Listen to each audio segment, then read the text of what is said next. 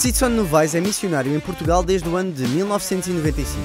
Ele é o pastor sénior da Igreja Missão Cristã Internacional, já presente na América Latina, África, Ásia e Europa. Sidson é autor de 6 livros inspiradores e um pregador com forte ênfase no ensino. Fundou o Instituto Cletos de Teologia, é casado com Kénia e pai de 2 filhos. Recebam o pastor Sidson Novaes.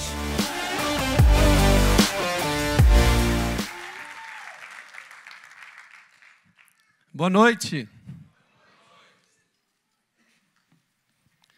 Muito bom estarmos juntos. Eu gosto desses ambientes. Eu estava numa boa expectativa de reencontrar aqui amigos e de fazer novas amizades. Já fiz algumas novas amizades, alguns pastores que eu conheci. E esses encontros são muito importantes para fortalecimento da nossa fé como líderes, como pastores. E quero agradecer aqui publicamente o pastor Carlito Paes, porque eu percebo que ele realmente tem um encargo para unir pastores na Europa, para abençoar igrejas na Europa. E ele já tem um ministério tão forte no Brasil, ele poderia se dedicar cada vez mais lá, mas ele tira uma parte do tempo dele para se dedicar à Europa. E obrigado, pastor Carlito Paes, por esse coração e de nos servir aqui neste continente. Amém, amém? Amém. Senhor, eu te agradeço, ó Deus, por estarmos aqui neste momento. Senhor, com amigos, com irmãos, com toda a liderança das igrejas representadas aqui, de tantos países diferentes.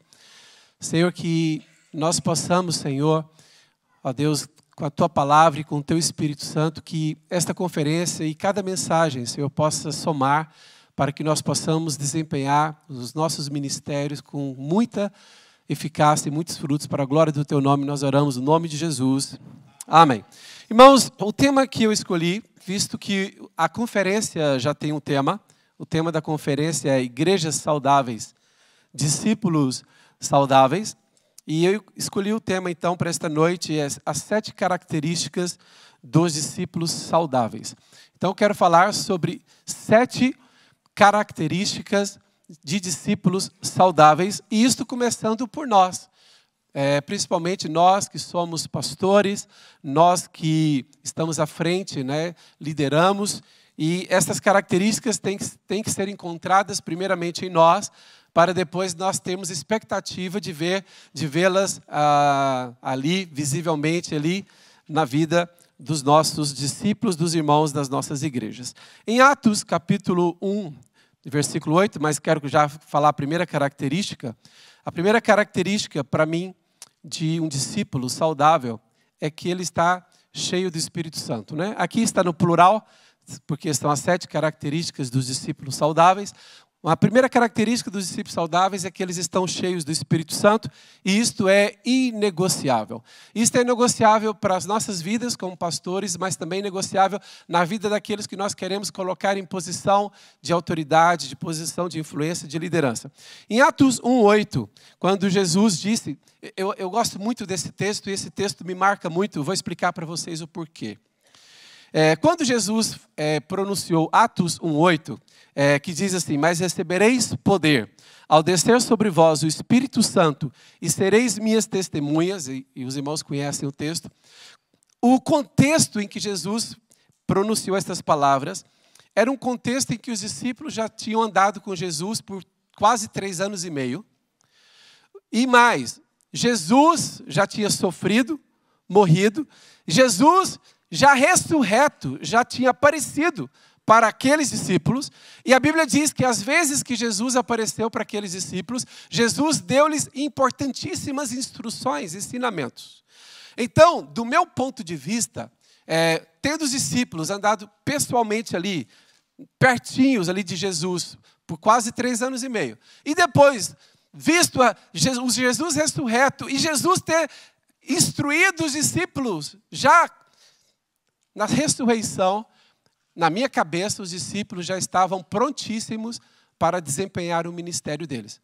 Para mim, na minha ótica, os discípulos já tinham tudo que era necessário, toda a preparação para fazer o ministério.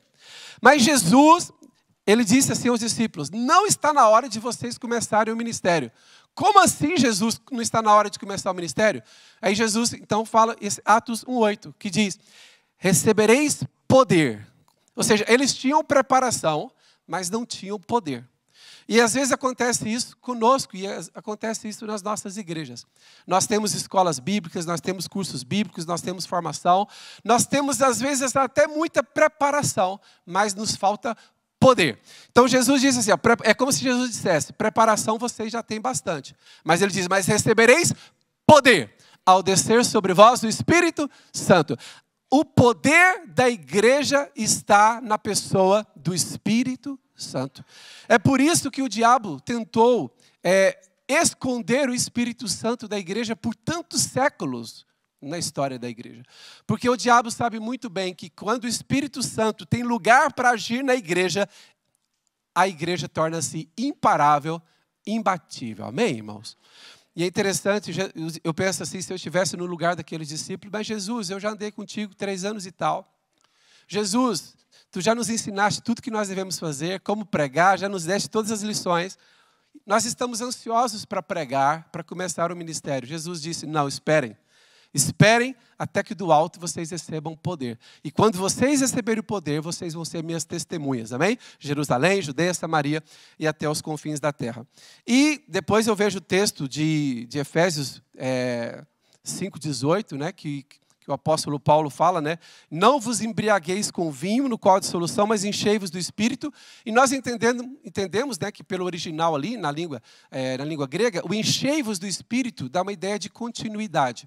Porque algumas pessoas têm a ideia de que o Espírito Santo é uma experiência única ou uma experiência estática. Mas não, a experiência com o Espírito Santo é uma experiência dinâmica. Por isso que eu gosto de entender, não vos embriagueis com vinho, mas enchei-vos do Espírito. Enchei-vos quando? Enchei-vos, enchei-vos, enchei-vos, enchei-vos. É como se fosse um copo e você está a deitar água num copo e o copo já está cheio, mas você continua a encher o copo. Os irmãos conseguem imaginar o que eu estou a falar? Tenta imaginar aqui um copo. Eu estou a colocar água no copo. O copo estava vazio, mas o copo já encheu, mas eu continuo a colocar água. Enchei-vos do Espírito desta ideia de continuidade. Então eu entendo que o discípulo de Jesus, o discípulo saudável, o pastor saudável, não é aquele que diz assim, olha, o ano passado eu tive uma experiência com o Espírito Santo. Olha, há 10 anos atrás eu recebi o Espírito Santo, o poder do Espírito Santo. Para mim, um pastor e um líder que está em condições, ele pode dizer o seguinte, eu tenho buscado estar cada vez mais cheio do Espírito Santo. Sabe, irmãos, é interessante que nós podemos identificar, por exemplo, alguém pode dizer assim, pastor, como que você identifica se um líder está cheio do Espírito Santo? Uma das coisas que eu uso para identificar é se ele tem paixão. Quem está cheio do Espírito Santo, ele demonstra paixão pelas coisas que faz na igreja, paixão pelas coisas que faz na obra. Por exemplo, uma pessoa cheia do Espírito Santo, ela não tem problema algum, por exemplo, de deixar de lado ou desmarcar, por exemplo, uma situação de entretenimento para fazer algo espiritual, para orar, para jejuar. Ela está motivada para evangelizar, para ir nas reuniões, para ir no culto, para ver a obra de Deus avançar. Essa paixão pela obra, ela é um indício de que a pessoa está cheio do Espírito Santo. Eu lembro uma vez, isso acontece várias vezes, mas isso é só para a gente entender brincando aqui. Um irmão da igreja, ele gostava muito de estar em comunhão com os líderes da nossa igreja. Ele não queria ter comunhão com os outros, ele gostava de estar no meio da liderança. Ou seja, líderes de grupo de vida que nós temos aqui, líderes de ministério. Só que ele não tinha elevado a espiritualidade dele, ele não tinha elevado a espiritualidade dele ao nível das pessoas que ele queria andar com elas. Então aquelas pessoas do nada falavam assim, olha, amanhã nós não vamos para a casa de ninguém fazer um churrasco e nem vamos fazer nada, amanhã nós vamos tirar para orar. Então nesse dia ele não conseguia estar com eles.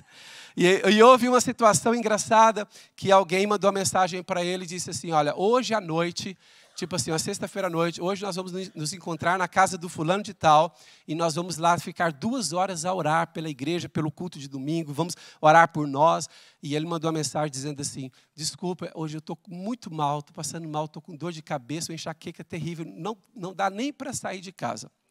E isso não foi de propósito. O outro irmão, que fazia parte do grupo que andava junto, mandou a mensagem e falou assim para ele, assim, olha, eu vou fazer um churrasco na minha casa, você não quer vir aqui? E ele já mandou a mensagem na hora, daqui meia hora eu estou aí. E interessante que ele queria estar em comunhão com os irmãos, com a liderança, por quê? Porque ele se sentia bem. Só que ele próprio não cuidou da espiritualidade dele. Ele não estava a se encher do Espírito Santo. Então, irmãos, a paixão é algo que nós temos que monitorar nas nossas vidas. Teve uma época da minha vida que eu gostava de monitorar a minha agenda. Ou seja, eu gostava de fazer aquilo que nós chamamos de gestão da agenda. Quem é que gosta de fazer uma gestão da agenda? O que você vai fazer na semana, no mês? É importante, não é? Fazer a gestão da agenda. Mas, com o passar dos anos, eu descobri que eu não posso fazer somente gestão da agenda.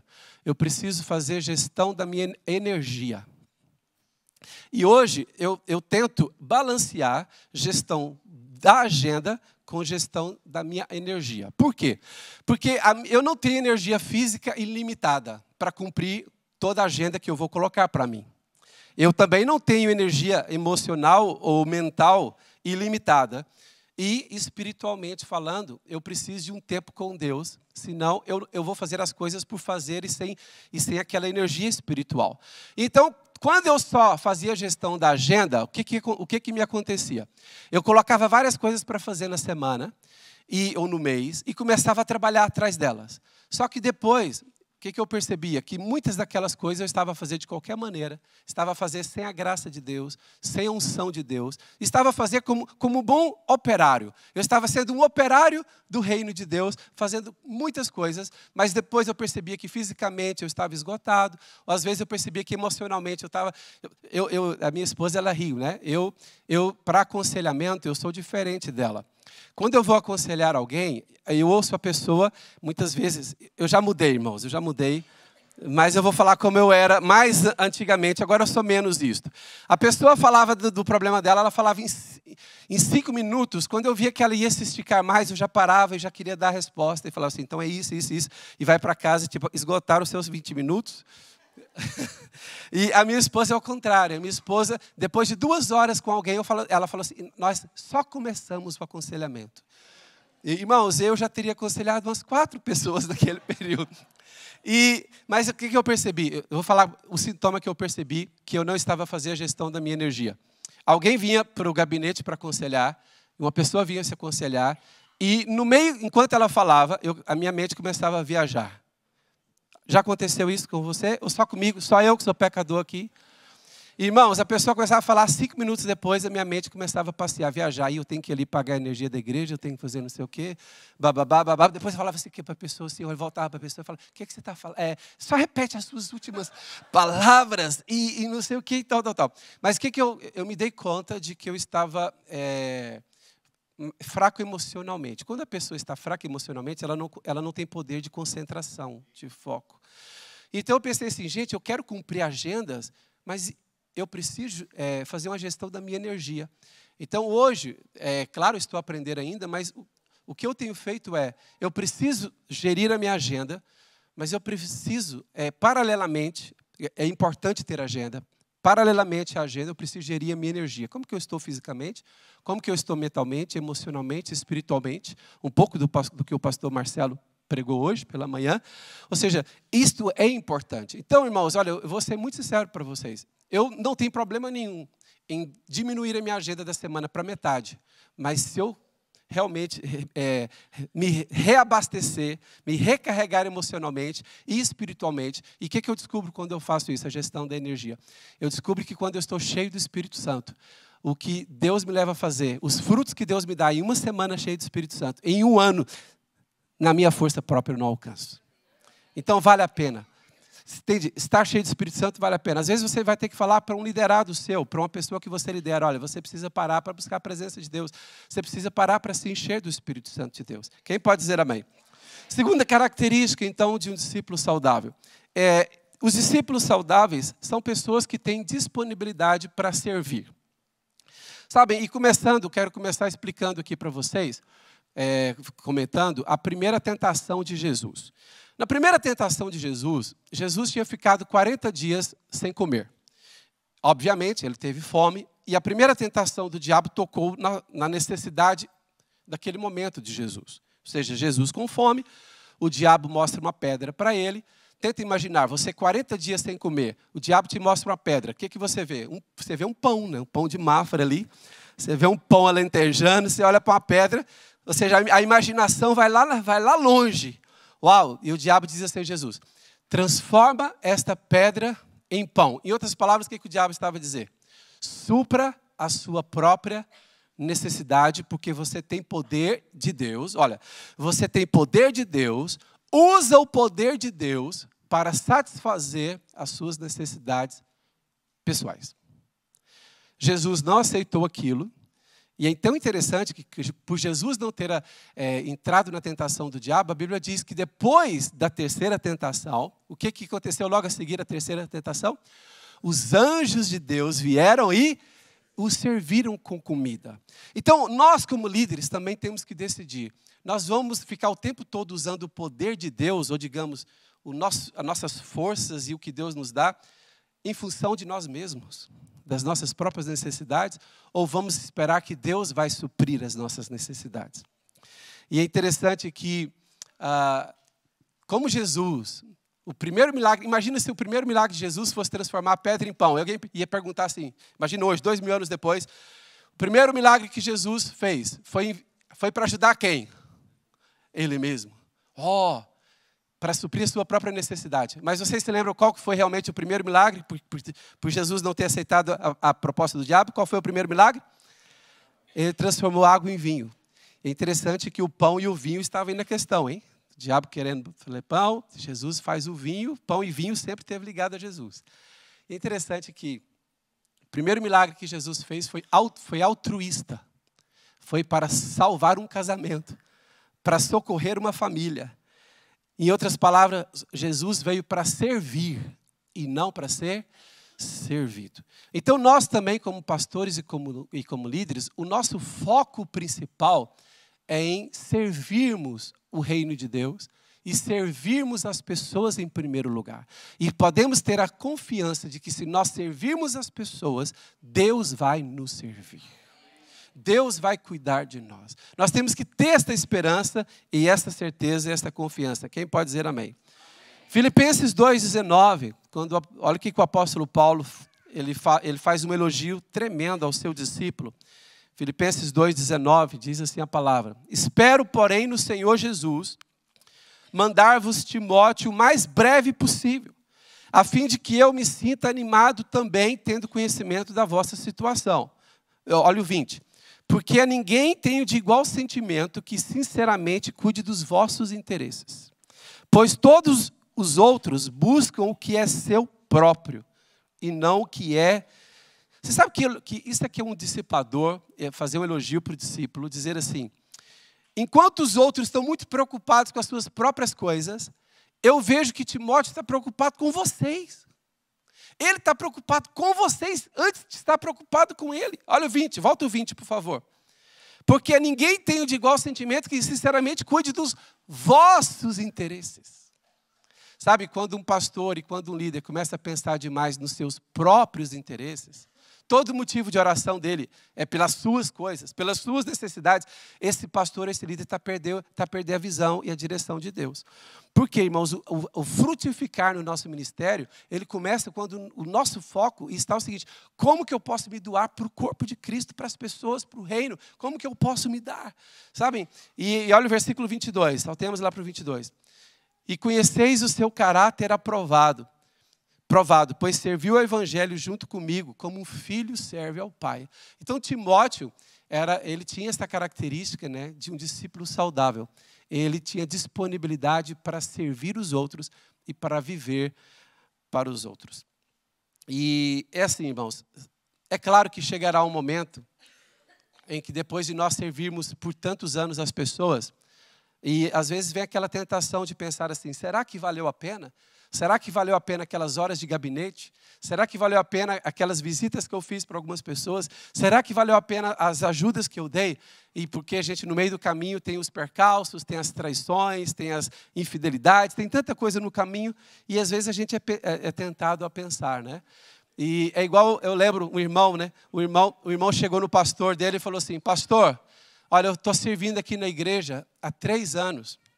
E eu estou servindo as pessoas, eu estou ajudando as pessoas, eu já ajudei muita gente, já ajudei pessoas a se converter, já ajudei pessoas a restaurar casamento, eu já ajudei tanta gente, pastor, mas depois, olha, não sei, eu estou me sentindo usado, eu sinto assim que eu fui usado. Aí o pastor falou assim, mas eu lembro que há 3 anos atrás você orou, Deus usa-me, usa-me. Aí Deus te usa, agora você está reclamando, murmurando, Deus, eu me senti usado. Olha, se você foi usado para transformar vidas, parabéns, porque você foi usado. Dá uma salva de palmas a Jesus. Parabéns. Terceira característica de um discípulo saudável. Os discípulos saudáveis, né, têm um coração quebrantado. Aí nós vamos para a segunda tentação de Jesus. Olha que coisa incrível. O diabo leva Jesus ao pináculo do templo e faz uma proposta tentadora que, se fosse feita hoje para muitos de nós... Ixi, estou criando problema aqui, hein? Se o diabo chegasse assim e falasse assim, olha, faz tal coisa que amanhã você vai ter 1 milhão de seguidores no Instagram. É interessante. Irmãos, Jesus não veio, Jesus era o Messias, sim ou não? E qual a artimanha que o diabo apanhou? Para você provar para as pessoas que você é o Messias, o enviado, o ungido, para que você vai ter que fazer tanto esforço para provar? Você consegue provar em 5 minutos. Salta daqui, porque é uma promessa para o Messias. Que os anjos, se você saltar daqui, os anjos vão te segurar. Irmãos, tenta imaginar a cena e aparecer em todos os canais de televisão e tudo. Tenta imaginar. Irmãos, quem já esteve lá em Israel, o pináculo lá é alto, irmãos. Aquilo é muito alto. E aí o povo passava por baixo. Tenta imaginar Jesus saltando e os anjos vindo e segurando Jesus. Agora imagina se os anjos estivessem invisíveis. Tenta imaginar se eles viessem invisíveis. E Jesus lá assim, ó. Aí toda gente reunia-se lá embaixo, olhava para cima. Oh, ele é o Messias prometido, vamos nos render a ele. Então, que é interessante. Qual era a proposta do diabo para Jesus? Usa o poder de Deus para você ser reconhecido pelo povo. E nos dias de hoje, isso é muito sutil. Os líderes usarem o poder de Deus para serem reconhecidos pelo povo. Então, tipo assim, eu pego o microfone aqui e falo assim, irmãos, ontem eu orei pela irmã Joana. Vocês lembram que ela estava com aquela enfermidade? E ela já não tem nada, irmãos. Aleluia. Amém. Aí você fala assim, qual é a linha que separa um testemunho fiel de um coração que está à busca de reconhecimento dos homens? Onde está esta linha aí? Irmãos, esta linha não está em quem julga. Esta linha está na própria pessoa. Cada um de nós é que tem que descobrir onde está esta linha. Quando eu vou contar um testemunho do que eu fiz, irmãos, ou do que eu fiz para alguém, ou do que aquilo que eu orei e Deus me respondeu. Quando eu vou contar, se eu percebo que a minha motivação é me vangloriar, eu não conto. Por quê? Eu vou me sentir mal, eu vou me sentir mal depois. Eu vou entender o seguinte, poxa, eu estou usando do poder de Deus para me promover, eu estou usando o poder de Deus para ganhar autoridade, para ganhar confiança no meio das pessoas. Sabe, irmãos, eu preciso sentir que o meu coração está muito sincero para eu contar que Deus me usou com o poder dele e eu não querer realmente tirar, ou seja, ganhar algum controle, alguma autoridade no meio das pessoas, um reconhecimento por causa disso. Sabe, irmão, Jesus não aceitou. Jesus não aceitou, disse, não tentarás o Senhor teu Deus. Sabe, é assim, eu lembro, né, eu já vi algumas pessoas, eu vi um irmão uma vez orando e falando assim, Senhor, eu estou orando aqui agora, se amanhã isto não acontecer tal coisa, o Senhor, irmão, se amanhã não acontecer, o Senhor não é Deus. o Senhor não é Deus, se não acontecer amanhã. Eu fico pensando assim, gente, essa irmã tem tanto poder que ela é capaz de amanhã fazer Deus não ser Deus, porque não realizou o que ela mandou. E essas coisas são tão perigosas. E eu vou falar para vocês, Deus é fiel. Se até amanhã não acontecer tal coisa, sabe, há uma linha muito fina entre a presunção e a fé. E você precisa descobrir essa linha fina entre a presunção e a fé. É interessante. 2 Coríntios 4,12. Pelo contrário, sabe, irmãos? Ao invés de arrogância, de orgulho, de procurar promoção pessoal, a gente tem que fazer o que Paulo fala aqui, né? Olha a vida de Paulo. De modo que em nós opera. 2 Coríntios 4,12. Não está aí projetado, mas é só para mencionar para vocês. De modo que em nós, Paulo fala assim, de modo que em nós, os líderes, os discípulos, de modo que em nós opera a morte, mas em vós a vida. É diferente, tipo assim, nós estamos a pagar um preço para que vocês sejam abençoados. Quarta característica dos discípulos saudáveis, mantém um estilo de vida exemplar. E agora eu vou para a terceira tentação de Jesus. A terceira tentação de Jesus é interessantíssima. Por quê? Há uma promessa na Bíblia, no Salmo, que diz assim, ó, pede-me e eu te darei por herança as nações. Amém? Pede-me e eu te darei por herança as nações. Ou seja, havia uma promessa para o Messias. E então, o diabo é muito perspicaz. Então ele chega para Jesus e fala assim, olha, ao invés de você, para herdar essa promessa de governar as nações, ao invés de você ir por um caminho de dor, por um caminho de sofrimento, por um caminho de cruz, ao invés de Jesus, olha, todos nós sabemos que, afinal de contas, você vai governar as nações, você é o prometido. Mas vamos resolver isso aqui agora? Olha, você vai ter que sofrer, você vai ser preso, olha, muito sofrimento envolvido, eu vou te dar um atalho. Jesus, o atalho é o seguinte, olha, todos esses reinos, neste momento, são meus. E é interessante que Jesus não contestou o diabo, porque realmente, então, era dele. Esses reinos são meus agora. Mas se prostrado me adorares, eu te darei todos eles. Sabe, irmãos, esta tentação é uma tentação no caráter do crente. Será que o seu caráter, para fugir do sacrifício, para fugir do sofrimento do ministério, ou do preço que se tem que pagar, ou do desafio da missão, será que para sofrer você está disposto a entrar por alguns atalhos que não são bons aos olhos de Deus? Sabe, irmãos, eu já vi pessoas querendo ser pastores forçosamente. Eu já vi pessoas tipo assim, olha, eu quero ser pastor este ano, eu vou ter que ser consagrado este ano, e a pessoa dá a volta, dá nó em goteira. Ele dá nó em goteira, ele fala com um, ele faz publicidade com o outro, ele liga para um, ele coloca o outro ali para não sei o quê, ele faz não sei o quê, ele chega no microfone e fala, eu orei, quatro paralíticos levantaram, e ele força a barra por ter que ele quer ser. Sabe, irmãos, quantas pessoas estão escolhendo atalhos, e o reino de Deus ele não funciona com atalhos. O diabo propôs um atalho para Jesus. Olha, vamos encerrar essa história aqui? Você me adora e já te entrego tudo. Jesus não aceitou, sabe, irmãos? Nós temos que estar prontos o seguinte, há uma missão de Deus para nós cumprirmos. Nós não vamos por atalho. Nós vamos obedecer a Deus. Porque qualquer atalho que for desobediência a Deus, nós estamos fora. Quem está fora? Amém, amém? 1 Timóteo 4,12. Diz assim a palavra. Ninguém despreze, Paulo falando para Timóteo, ninguém despreze a tua mocidade. Pelo contrário, torna-te padrão dos fiéis. Na palavra, no procedimento, no amor, na fé e na pureza. Então, Paulo fala que o discípulo que ele formou como apóstolo, ouça aqui, irmãos, Paulo está a dizer, o meu discípulo que eu formei como apóstolo, ele tem que ser o padrão dos fiéis. Então, irmãos, qualquer líder, qualquer pessoa que aceita um lugar de liderança, uma posição de liderança, principalmente no reino de Deus, e agora em posições tão claras como a de Timóteo. O que diz aqui? Torna-te padrão dos fiéis.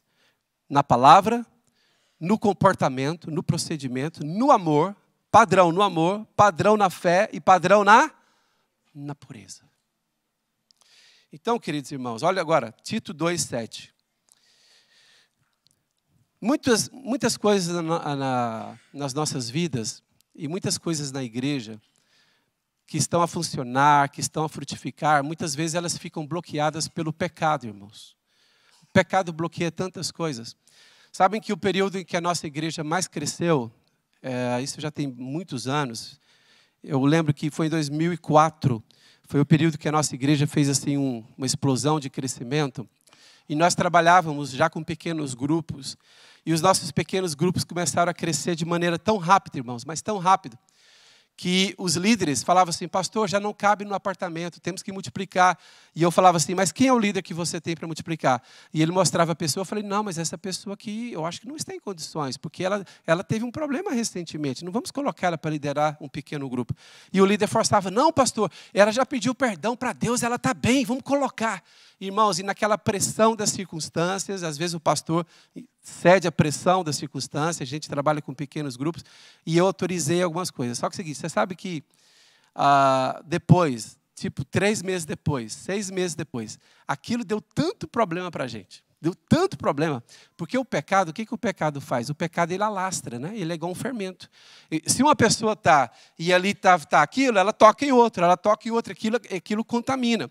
Sabe, irmãos? Então, assim, realmente, quem está em posição de liderança tem que cuidar do seu testemunho, tem que cuidar ter cuidado para ser um padrão, não é? E eu lembro da história de Sansão, e eu uso a história de Sansão de uma maneira metafórica. O que Dalila, todas as vezes ela insistia com Sansão, qual a pergunta que Dalila fazia? Quem se lembra? Qual a pergunta que Dalila fazia? Como que você perde o seu poder? E Sansão falava uma história, falava outra, mas o motivo, aquilo que simbolizava a consagração, presta atenção aqui, o símbolo da consagração de Sansão era o cabelo. Cabelo grande, não era? Era o símbolo da sua consagração. Se cortasse o cabelo, era a mesma coisa que se tivesse cortado a consagração. Fala para a pessoa que está ao seu lado aí. O diabo quer cortar seu cabelo.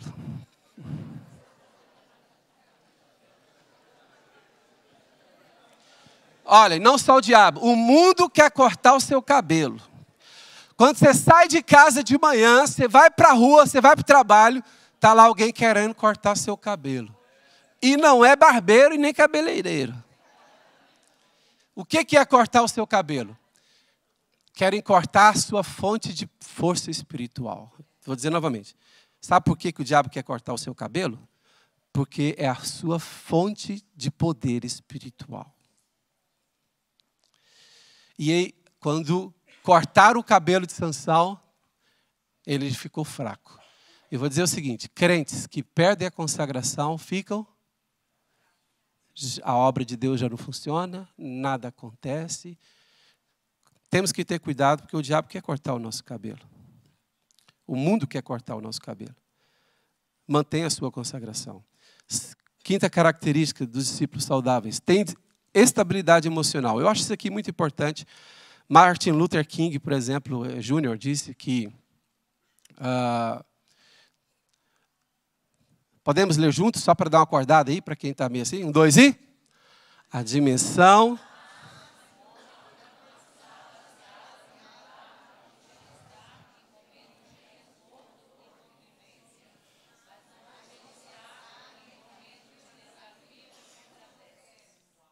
É assim, queridos irmãos. Sabe o que eu gosto demais? Gosto demais de uma característica... Essa característica eu gosto mesmo demais, de uma característica de um líder que eu tenho, dos líderes que eu tenho aqui na igreja. Quando a gente passa por situações difíceis. E aquele irmão fala assim, pastor, o que a gente tem que fazer? Estamos juntos.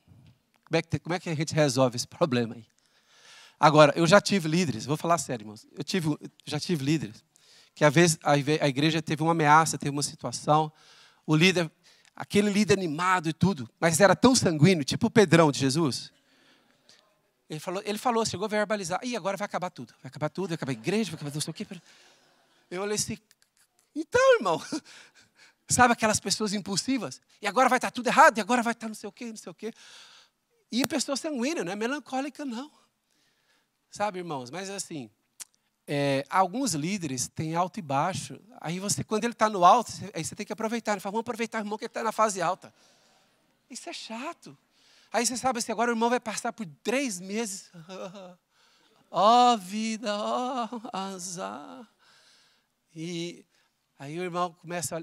Sabe, alguns irmãos têm fases assim da vida deles, que eles começam a ver tudo preto e branco, tudo cinzento. Aí de uma hora para outra eles vão na conferência e chegam na igreja assim e falam assim, nós estamos lentos demais. Oh! Não, eu acho interessante, essas pessoas que se ausentam, não sei se vocês têm essas pessoas na vossa igreja. Aqueles que se ausentam, aqueles que se escondem, mas de uma hora para outra elas têm um avivamento e chega na igreja e julga todo mundo e critica todo mundo. Vocês não estão trabalhando como deve ser. Essa igreja tem que arregaçar as mangas, tem que fazer mais do que está fazendo. Aí você fala assim, amém, onde você estava ontem? Mas o pior é quando é o líder, é assim. O pastor. Eu já conversei com pessoas que eu disse, o pastor sumia, pastor. O pastor sumia quando ele não estava bem. Aí ele sumia. Aí não falava nada, não supervisionava nada, não acompanhava nada que a liderança da igreja estava fazendo. Quando ele ficava bom, ele aparecia e falava assim, quero ver os relatórios, cadê as metas? Aí todo mundo assim, do nada. Sabe, irmãos, estabilidade emocional, até o Marcos Mandaleno falou aqui agora há pouco, tem a ver com resiliência. Resiliência, né, aquela palavra que nós tomamos emprestado da física. Resiliência é a capacidade que um objeto tem de voltar ao estado original depois de ter sofrido um embate, um choque. E nós buscamos esta palavra na física e usamos emocionalmente falando. Resiliência é a capacidade que você tem de voltar ao estado original depois de ter sido atropelado por um caminhão. Metaforicamente falando. 2 Tessalonicenses 3, versículos 4 e 5. Nós também temos confiança em vós no Senhor, de que não só estáis praticando as coisas que vos ordenamos, como também continuareis a fazê-las. Ora, o Senhor conduz o vosso coração ao amor de Deus e ao que mais? E à constância de Cristo. Sabe, eu tenho alguns irmãos aqui na igreja, eles que são devagar e sempre. Mas às vezes eu prefiro. Alguns que são devagar e sempre, eu descubro o ritmo dele. E eles servem na igreja no ritmo deles.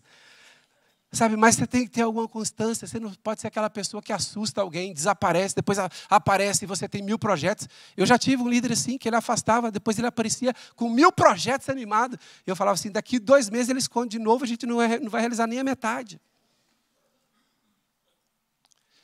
Sabe, irmãos, temos que ter força. E como diz, né, 1 Coríntios 15, 58.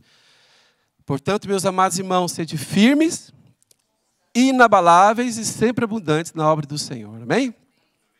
6ª característica dos discípulos saudáveis. 1 Tessalonicenses 5,14. Diz assim. Vamos ver aqui se está. Exortamo-vos também, irmãos. Isso mesmo.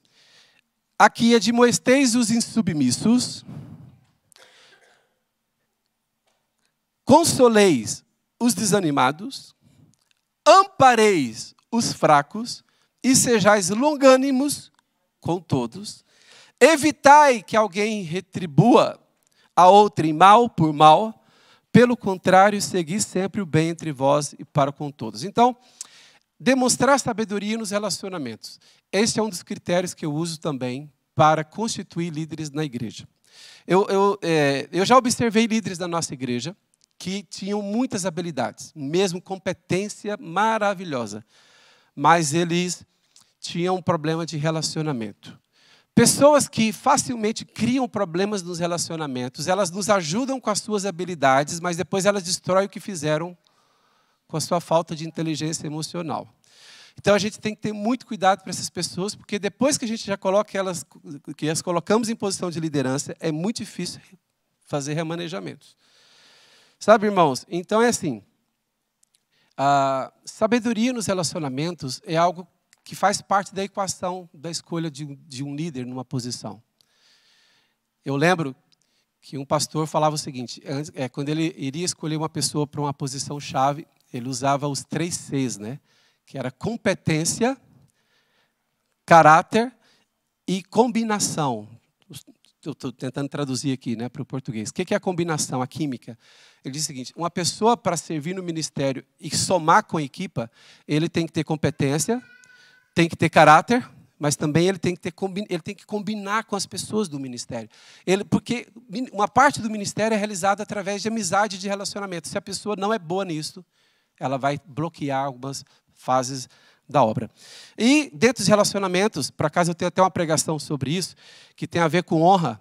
Tem a ver com honra. Nós, às vezes, pregamos sobre honra, mas não é aquela pregação sobre honra em que o pastor prega sobre honra para os membros honrarem ele. Não é nessa lógica. Mas eu tenho uma mensagem sobre honra em 360 graus. Pode dizer comigo? Honra em 360 graus. Você sabia que a honra ela tem que ser em 360 graus? Ou seja, eu não tenho que honrar somente a pessoa que está em posição de liderança sobre mim. Eu tenho que honrar as pessoas que estão no mesmo nível de liderança. Eu tenho que honrar as pessoas que eu lidero. Temos que honrar, ou seja, é claro que são honras diferentes. Os procedimentos, as maneiras de honrar são diferentes, mas é tudo honra. Então, se você não tiver um coração de honra, como é que você vai fluir no ministério e a sua igreja vai ser saudável? Esta honra, por exemplo, eu não quero que alguém me honre só porque eu sou o líder dela. E eu sei que se eu não fosse o líder dela, ela não me honraria. Entende? Entende? O honrar é aquela pessoa que tem um coração de honrar os seus liderados, honrar as outras pessoas, honrar o outro líder. Quem pode dizer amém? E a última das características. As características, estou a falar aqui, para quem chegou aqui mais tarde, 7 características dos discípulos saudáveis, dentro do tema da nossa conferência. 7ª, esses discípulos saudáveis, sempre um discípulo saudável vai se reproduzir em discípulos saudáveis. Irmãos, isso é impossível não acontecer. Vou repetir porque é importante. Impossível um discípulo saudável não reproduzir discípulos saudáveis. Isso é impossível de não chegar ao ponto de não acontecer. Por quê? Porque o discípulo saudável, ele é observado. Por exemplo, Paulo diz, 1 Coríntios 11:1, pode colocar aí, por favor, 1 Coríntios 11:1. Paulo disse assim, ó, sede meus imitadores, porque eu sou imitador de Cristo. Ou seja, eu imito a fonte. Vocês podem me imitar. E o que nós falamos hoje, normalmente? Irmãos, não olha para o homem. Eu tento imaginar Paulo ouvindo uma pregação dessa, né? Irmãos, não olhe para o homem. Aí Paulo chega, pega o microfone e fala assim, olhem para mim, sede meus imitadores, porque eu estou imitando Cristo. Quem fala assim, não olha para o homem, é claro que eu entendo essa frase, às vezes ela tem o lugar dela, com certeza, porque há pessoas que ficam idealizando o líder, é diferente, né? A pessoa idealiza, idolatra o líder, mas tirando essa questão, não, nós temos que dar cara. Paulo diz, sede meus imitadores, porque eu estou imitando a fonte, aquele que tem que ser digno de ser imitado. Pode dar uma salva de palmas a Jesus aí, é bom a gente dar uma acordada. E esse texto que eu gosto bastante, 2 Timóteo 2:2, e eu gostaria que vocês dissessem comigo, eu falei sobre, por acaso eu mencionei esse versículo na conferência do ano passado, eu mencionei esse versículo, quero fazer uma pergunta para vocês, não sei se vocês se lembram. Quantas gerações constam aí nesse versículo? Quantas gerações? Me ajudem. Quantas gerações estão aí? Deixa eu ouvir vozes aqui desse lado. Quantas gerações estão aí nesse versículo? Quantas? 4. Muito bem, os irmãos estão muito bem. Eu considero que todo filho de Deus deveria desenvolver a sua vida para alcançar 4 gerações. Se o seu exemplo como cristão e como líder chegar a 4 gerações, você realmente é um discípulo não somente saudável, mas muito frutífero.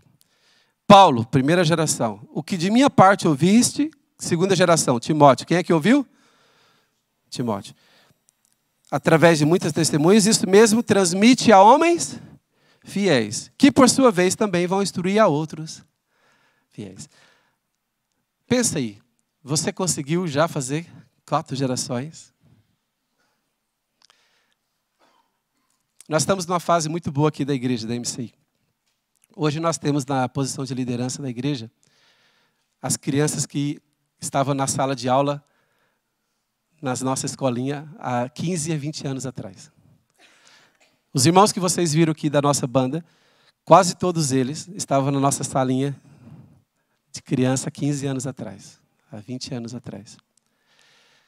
E interessante que alguém pergunta, olha, mas vocês se converteram aonde? Eles falam assim, não, eu converti na MCI, meu pai foi para lá, eu tinha 5 anos, meus pais já eram de lá quando eu nasci, outro eu cheguei lá com 10 anos. E a gente vê o seguinte, olha, hoje esses discípulos estão a formar novos discípulos.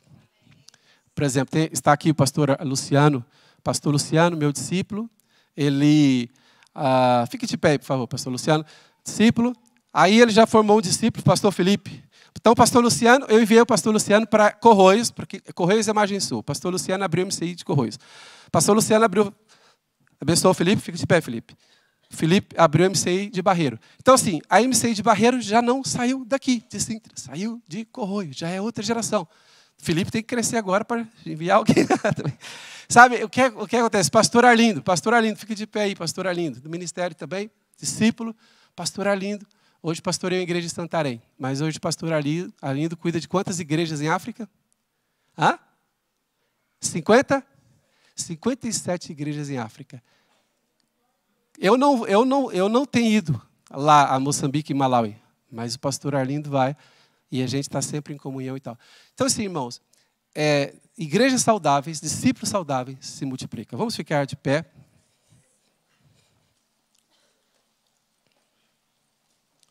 Coloque sua mão no seu peito. Naquilo que você ouviu nesta mensagem, que você acredita que é importante você orar. Faz assim a sua oração. Pai, Senhor, nós sabemos que não é a perfeição, porque sabemos que não há perfeição aqui na terra. Mas há um ideal, há um padrão. E nós queremos, Senhor, ó Deus, nos elevar para esse padrão bíblico, para que os nossos discípulos possam ter pessoas que eles possam se espelhar nelas. Senhor, que nós tenhamos líderes aqui na igreja, que as pessoas possam se espelhar, possam aprender e possam ter motivação, Senhor, para desenvolver a sua vida e o seu ministério. Amém. Deus abençoa os teus filhos, abençoa, Deus, toda a continuidade desta conferência, tudo para a tua honra e glória, em nome de Jesus. Amém. Deus abençoe, irmãos.